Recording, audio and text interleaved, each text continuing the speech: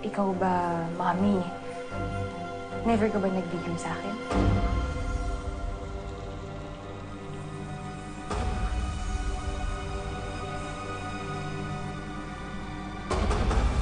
Lahat nga ay abala na sa paghahanda ng kasal ni Renz at Alex. Sa kabila nga ng sekretong nalaman ni Sandra tungkol kay Renz at mami nito, ay nagpa siya itong itutuloy ang kasal. Habang abala itong sina Rose at Elsie na namimili ng cake para sa kasal ni na Alex at Renz, ay dumating si Sandra sa resto. Pinakita ni Rose ang design ng cake at pinapili si Sandra.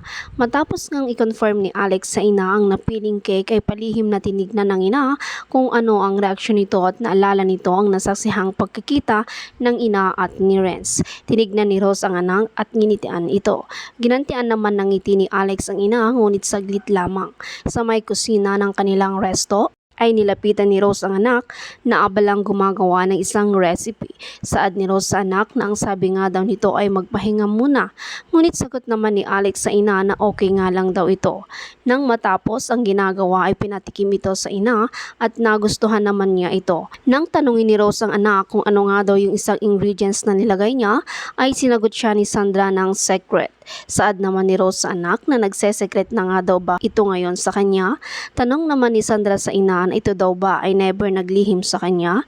Hindi naman agad nakasagot si Rose sa tanong ng anak, kaya muling nagsalita itong si Alex at ibig daw nitong sabihin ay ang mga secret recipes nito.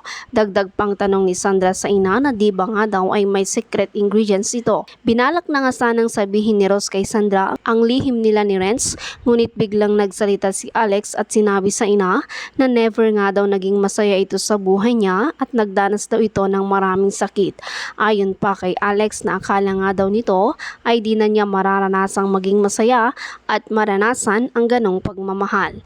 Lumapit si Sandra sa likod ng ina at pinasaringan ito na sana nga daw yung love at happiness nila ng ina ay forever. Sabay yakap sa ina, ngunit nagbabadya ang mga mata. Dumating na nga ang araw ng kasal ni Renz at Alex, ngunit tila mababanag sa mukha ni Alex ang lungkot. Bago nga tuluyang lumabas si Alex, ay tinawagan siya ni Franco. Ayon kay Franco na sigurado nga daw ba si Alex na itutuloy nito ang kasal. Sagot naman ni Sandra na oo nga daw at hindi daw ito aatras. Giit naman ni Franco na di daw kailangang gawin yon ni Sandra. Ngunit agad namang sagot ni Sandra na kailangan nga daw niyang gawin yon. Totoo nga kayang itutuloy ni Sandra ang kasal? Alamin po natin ang mga susunod na kaganapan dito lamang sa Unbreak My Heart.